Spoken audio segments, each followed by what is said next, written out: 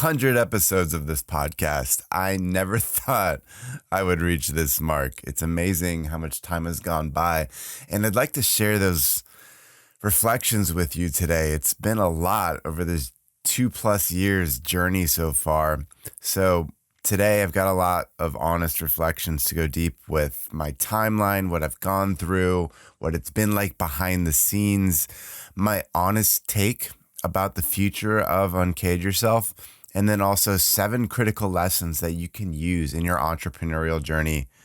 I hope you get a lot out of it. It took a lot of emotional reflection for me to get to this point and give you what I'm about to give you. It's been one hell of a journey, so I hope you enjoy it. Let's dive in. Growing up, society taught you to follow the script by choosing a career path and climbing the ladder. But for many people, this promise falls flat.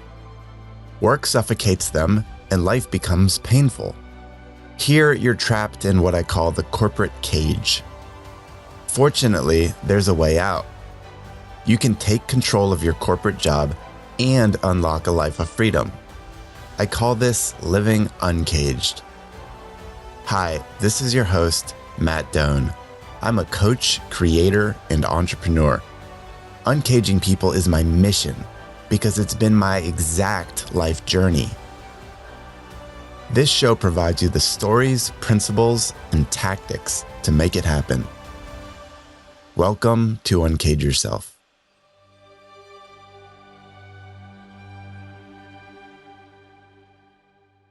Many of you know that I spent 15 years in corporate America, and most of that was in management consulting, and it served me well. It gave me a lot of value, financial security, skills, relationships, credibility, but I also had this entrepreneurial bug just boiling inside of me, and I knew that there was a break point coming up with my time in corporate. I wasn't quite sure when, but I was running these various experiments to make my graduation possible. So between coaching, between offering some products and services, between trying my hand as a blogger, there were all these things I was looking to do to get out there and say, like, what could my path be?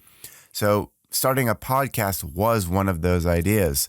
And I was just dipping my toes in entrepreneurship, and I saw that everyone I admired, or most everyone, seemed to be starting a podcast. This was around 2019 or so, right before COVID hit. And a lot of people I admired were starting a podcast, and it seemed like the trend. So it seemed like, yeah, let's dive in. Let's do it. I could build relationships, establish authority, build skills, and just generally fine-tune what the heck I was doing in entrepreneurship, because it was very hard to pin down. I couldn't really grasp it. So I thought that by starting a podcast, it would fixate me on a journey and I could commit to something specific. So it was kind of a forcing function, because I had this hope of near term, within a year or two, jumping full time into entrepreneurship. And that was scary and it was very cloudy. So I thought that podcasting would get me there faster.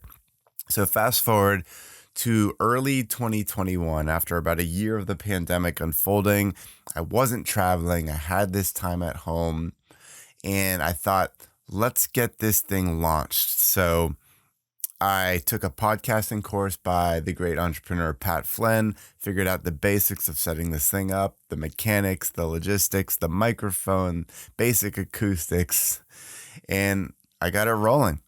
And it was horrible. It sounded horrible.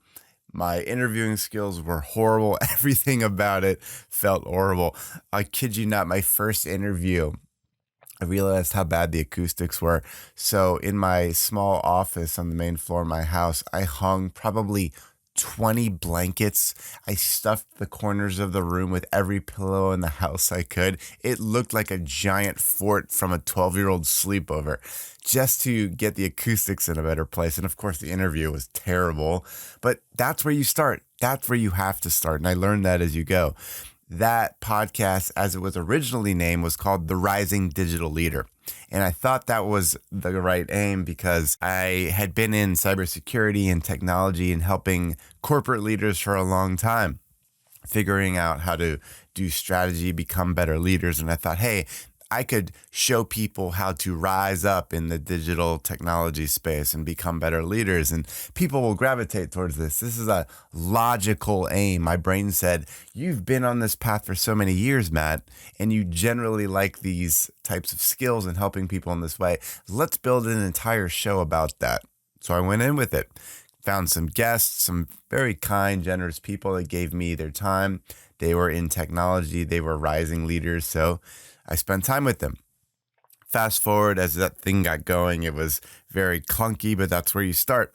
And then I started launching a business in parallel. I thought the next evolution in entrepreneurship, now that I've got my podcast going and I had also started a small newsletter, was to bring on coaching clients. So I brought them on in a one-on-one capacity, and I started helping essentially anyone that seemed to need my help, people that resonated with me on LinkedIn, old colleagues that seemed to reach out and need help generally. And as I started helping them, it was clear to me that my focus and energy wasn't with helping people become better technology leaders. That's what my brain, my head had wanted, but my heart was pulling me in a different way. The problems they were facing they were stuck in a hellish corporate environment and they wanted more for themselves and for their families. And I knew that pain. I had spent years in that pain, and language started coming to my mind as I started helping them, started building these simple little frameworks to get through our one-on-one coaching. It was very haphazard at the beginning, but it started clarifying as you get the reps. I started thinking about where they were. This term came to mind was being in the corporate cage. And the corporate cage is a mental state that you opt into where you're saying yes to everything asked of you, of your corporate environment. In turn, you feel caged. You feel like you can't move, breathe, and it destroys your personal life. It destroys your career ambitions because you're just saying yes to everything. So I saw that corporate cage as a milestone to think about, okay, I've locked onto something here because my journey was their journey. So that's why we resonated so well. That mission clarified for me, and it got to the point of helping people uncage, get out of that corporate cage. And I started finding myself uniquely positioned to do that because that was the exact journey I had been through. So I started thinking about this as the core of my podcast, started infusing that content into the episodes themselves. And as I got closer to my corporate exit date, I had been working with one of my coaches to set that date in March 2022. I was going to leave as of March 2022. And I did just that. There's a whole set of episodes, like in episode 36, which describes what that journey was and what I was feeling. But I left management consulting on that time frame. Very proud of myself for that. And I also use that as an opportunity to rebrand this podcast because I'd felt the direction was going different. The messaging, the type of person I was seeking to help was different. So I rebranded it as Uncage Yourself. It felt very core to my mission, who I was meant to help. So Uncage Yourself became the evolution of this podcast. The old library of content still exists. But as I left in March 2022, I rebranded everything to Uncage Yourself. So since then, what has transpired? So I've brought on more guests that have been on mission, people that are really going through these evolutions of pain, getting stuck in corporate cycles or figuring out specific strategies and tactics on how to become more entrepreneurial, to create your own personal category in this world, to create opportunities of self-direction, right? These are the people and ideas that I've been bringing through in Uncage Yourself since then.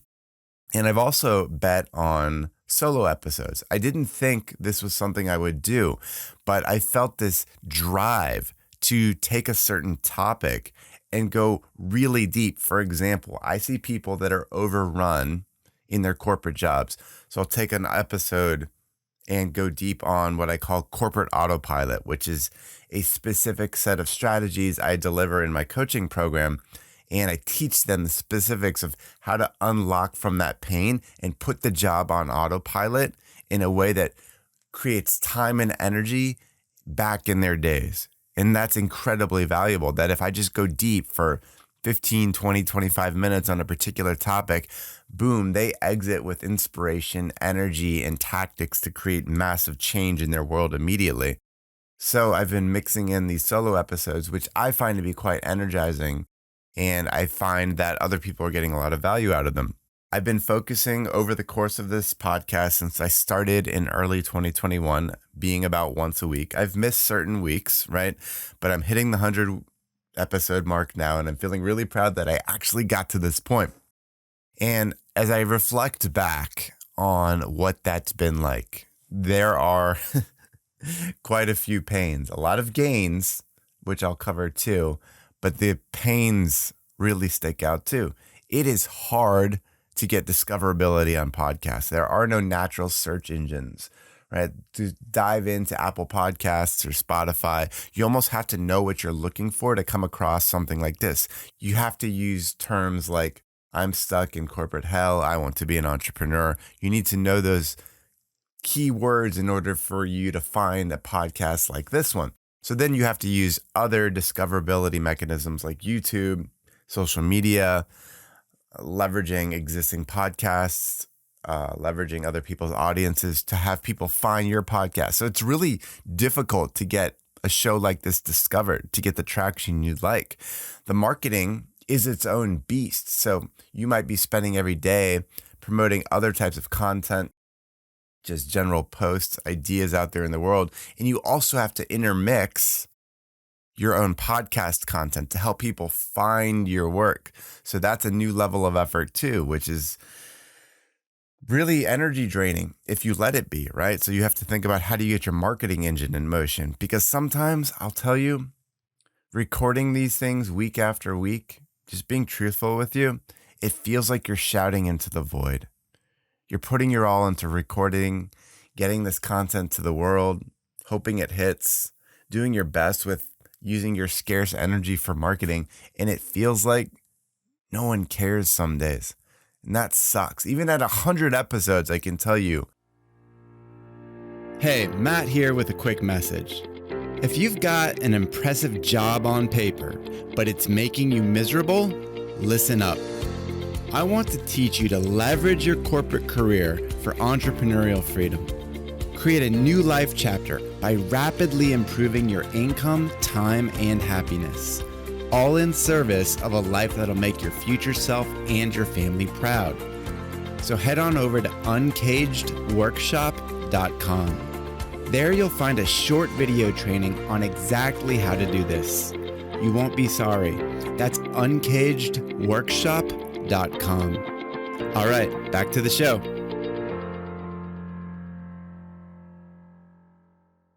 Wow, does anyone hear this? Our lives improving. You have those doubtful moments. And yet, then you have people that you never expected say, holy crap, Matt, I've been binging your work. It's changed my life. It's given me the bravery to be bold at work and reclaim my life and take some actions that give me time back with my family. Or I've now started my own side business because you gave me the inspiration that it was possible. And when you hear those messages, whether they're a DM on LinkedIn or an email, or someone randomly that you've never met finds you at a conference and tells you that, that is the most energizing thing.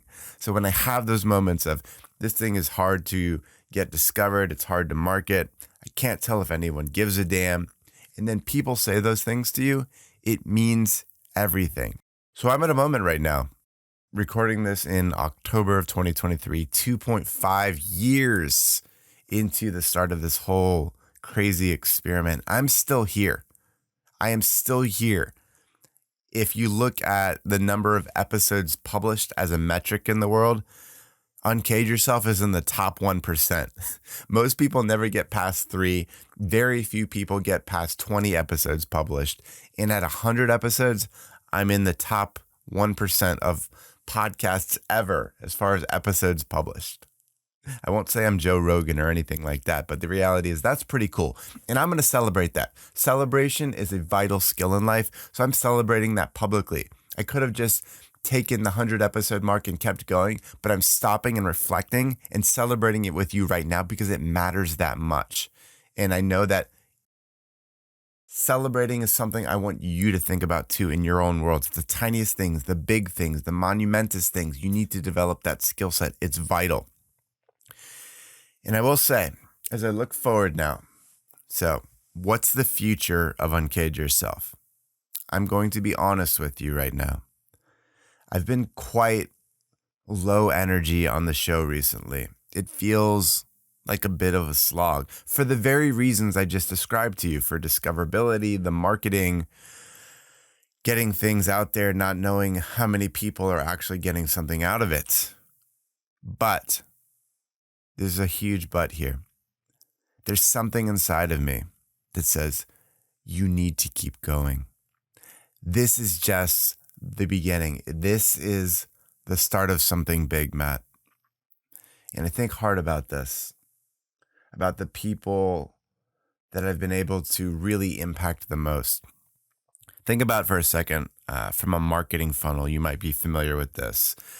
Think about 3 levels of people coming inbound where you can help them.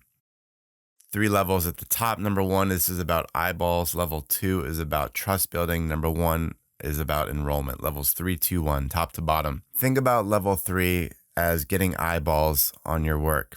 This is maybe daily social media posts, getting people aware that you even exist, that you have something to offer, right? Eyeballs is where you get people involved. The number of people matter, a high volume. Then you bring them down to the next level. This is about trust building. What you're experiencing right here on this podcast is trust building. You're hearing my voice. I'm going longer form with you.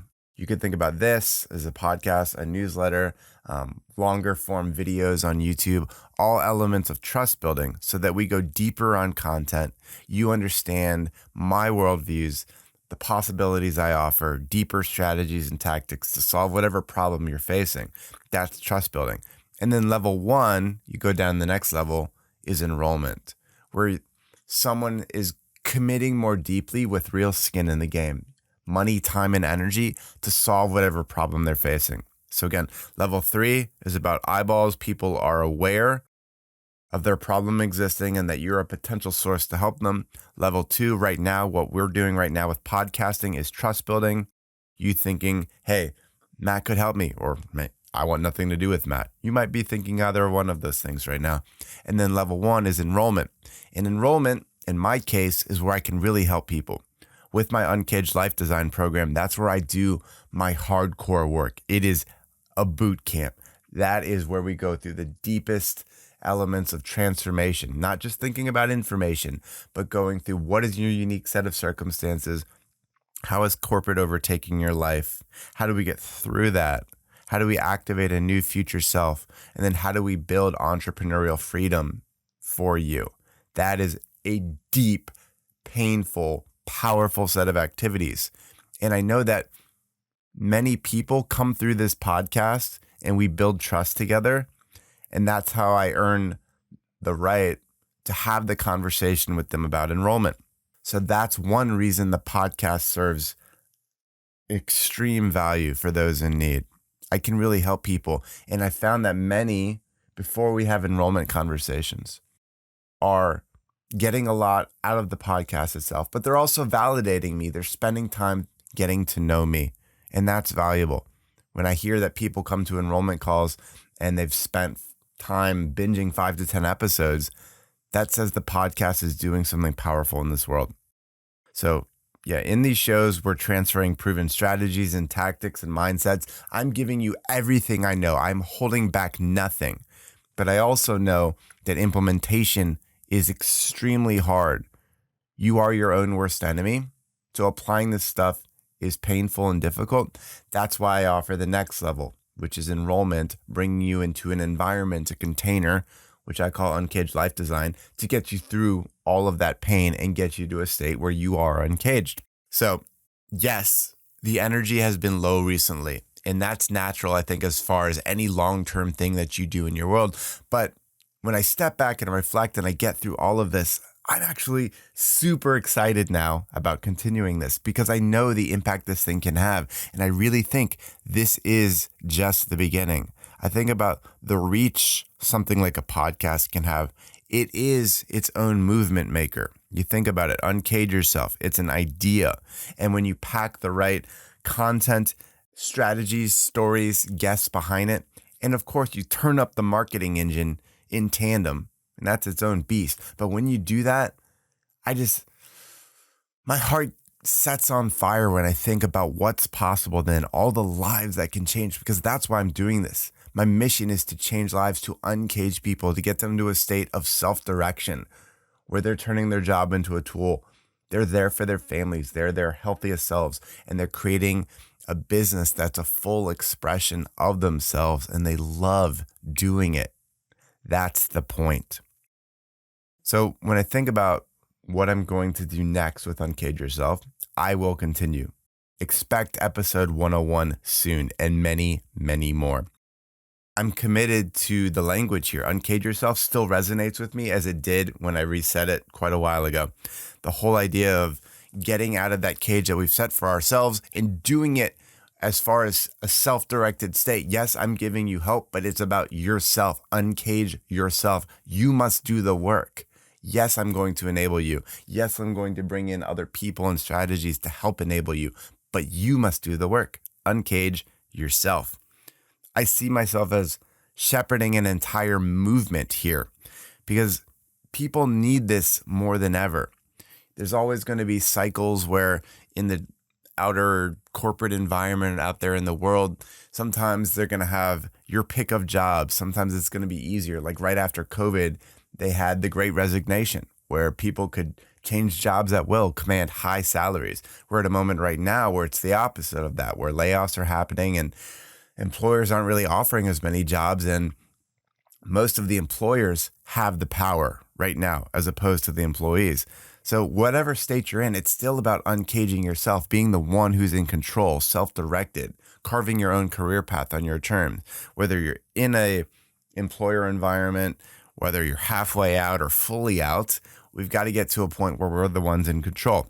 So I'm going to keep delivering the mindset, skill set, and the heart set that people need to make this massive change where they are no longer living in that cage dependent on an external employer and letting their family be hostage to that situation. I'm also going to lean into my intuition more on how I'm running this show, tuning it to some personal preferences. I'm going to lean harder into these outcome-focused solo episodes. I've gotten a lot of signal from people that they're getting a ton of value out of these because they're coming in for a particular reason. We dive into that solution and you leave with particular strategies that you can then implement in your world. So more solo episodes, punchier, harder hitting. I'm not going to hold back on those. Secondly, I will still include guests, but I'm going to be very particular on which ones I bring in. And this sounds a bit selfish, but it's for your sake. I'm going to bring in particular people, focusing on ones that have adjacent audiences to what I'm doing. So you could think about mental health. You could think about career development. You could think about entrepreneurship in different categories. I want to find specific people that have existing audiences, and stay with me here. Say someone that has 50,000 followers on social media and they're championing a cause for solopreneurship. Okay.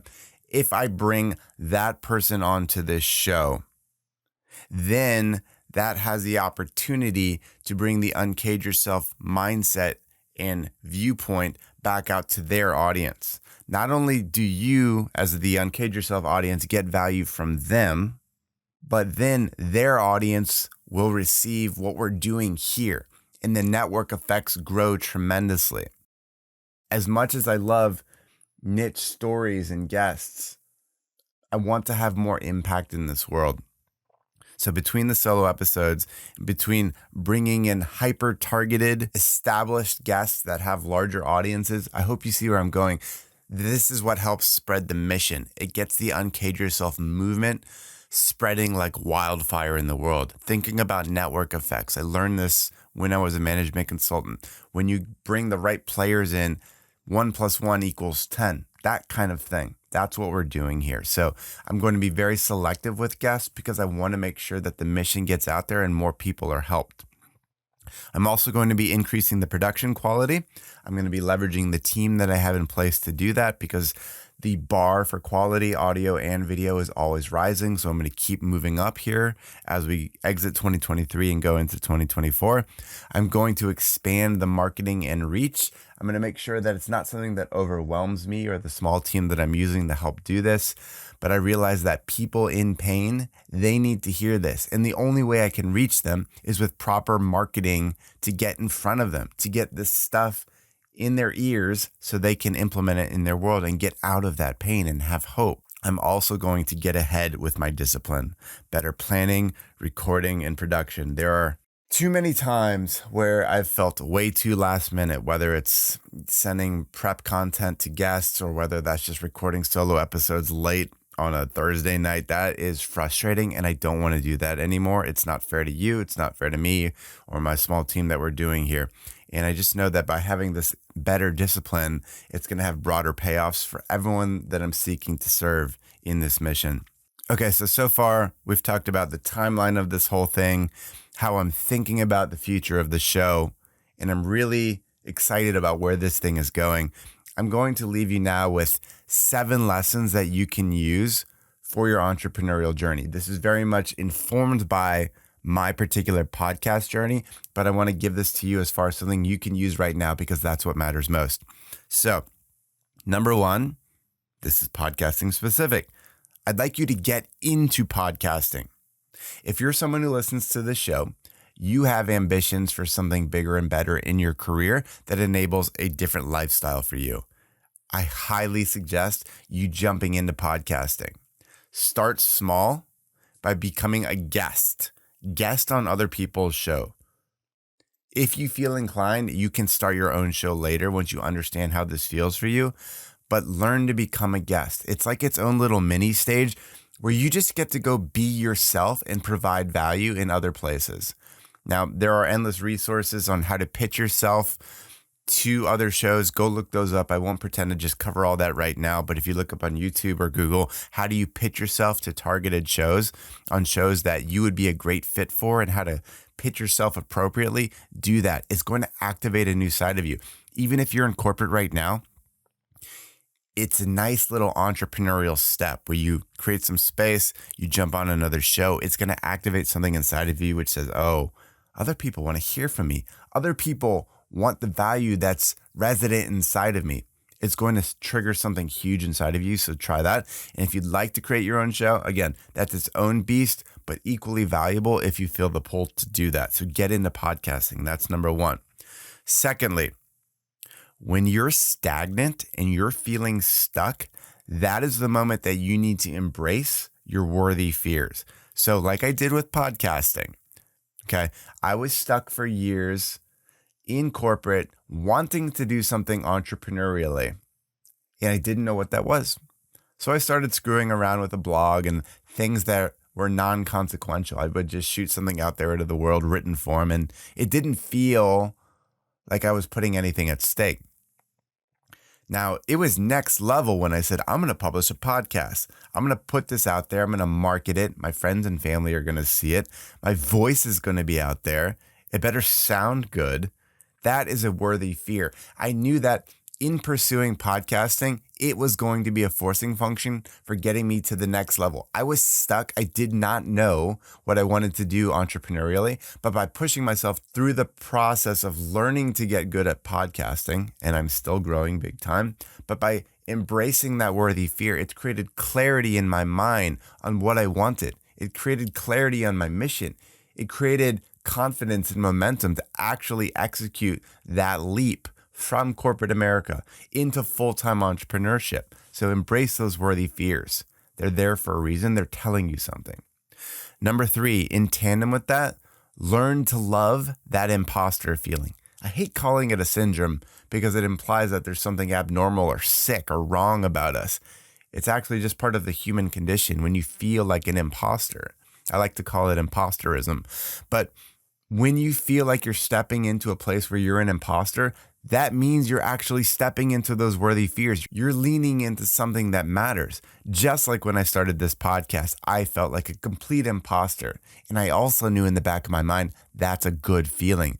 That's a signal that I'm onto something, that I'm actually going to grow in a way that's valuable to my future self. So find ways to feel like an imposter. That means that you're listening to your heart and you're doing something that's going to create massive new opportunity in your world going forward. Number 4, do things that create network effects. So I just described to you in my future strategy for this podcast, I want to ignite network effects where I do one thing and it just multiplies outward. It just ripples out there like fire spreading across forests, right? Like, how do you set things in motion like that? You could look at a podcast. You could look at different social media post styles. There are videos you could create. These are all opportunities to take advantage of technologies and platforms out there that do work while you sleep.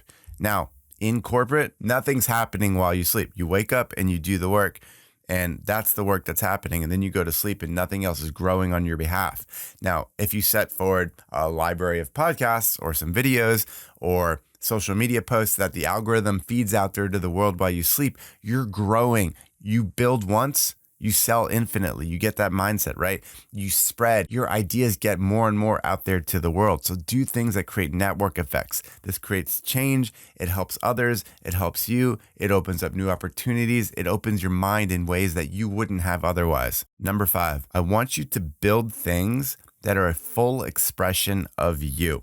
So think about a podcast library, a book, a small side business, a newsletter. Think about building things that articulate everything that you love. So for me, I am obsessed, utterly obsessed with installing the strategies, the mindsets, the heart set in people to get out of their corporate hell and give them all the tools and motivation they need to create an entrepreneurial life full of freedom. That sets my heart on fire. It was who I was. That person needed to make that transformation. So now I can deliver that same transformation to other people. Some people love to get highly technical, right? They love certain skills they've built in their W-2 life and bringing that out there to the world too. If that's what lights you on fire, great. If it's something a little bit more abnormal, say you've been in a technical career path for a long time, but you actually love helping people heal from trauma in relationships. That might be something you've experienced yourself, and you're actually uniquely positioned to do that.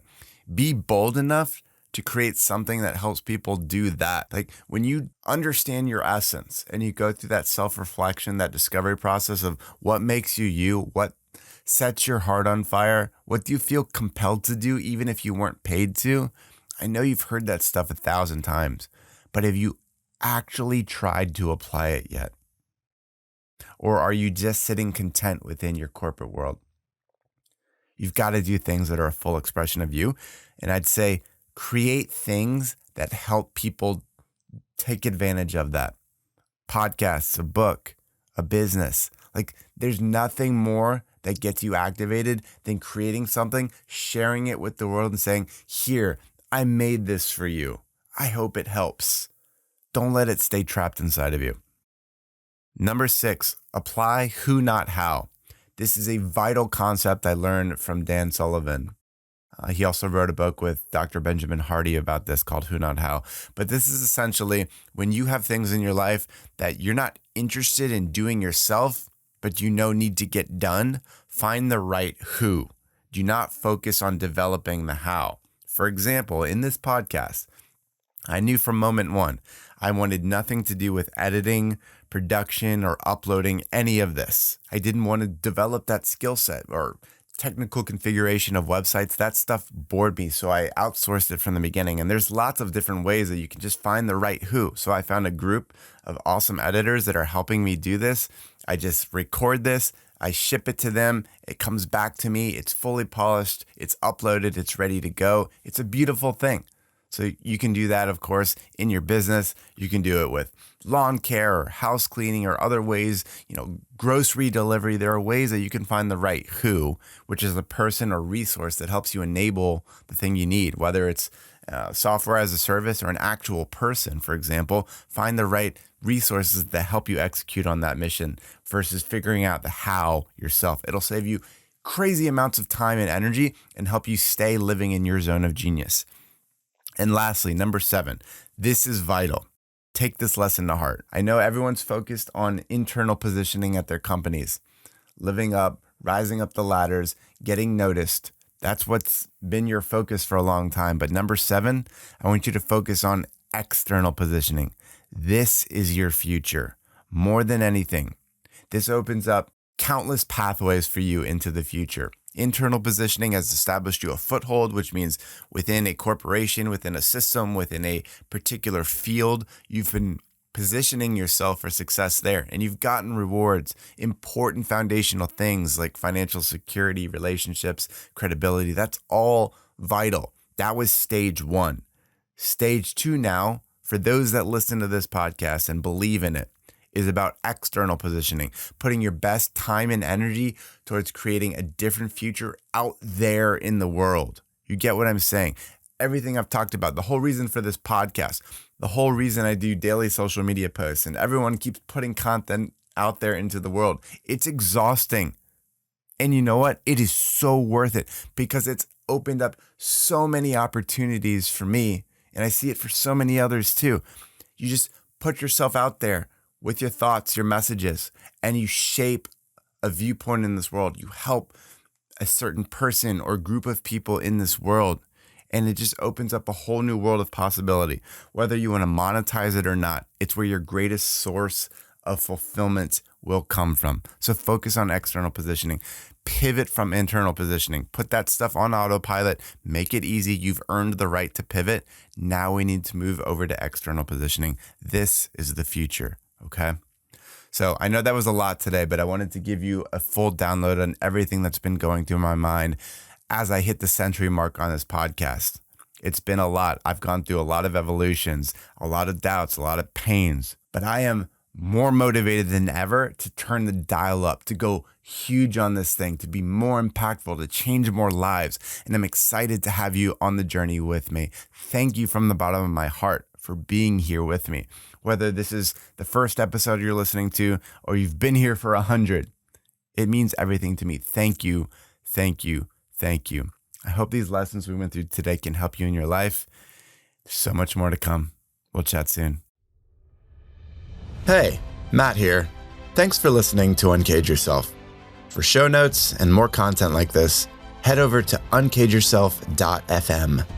And if you liked what you heard, I'd appreciate you leaving a review on Apple Podcasts or Spotify. Until next time, be well, my friend.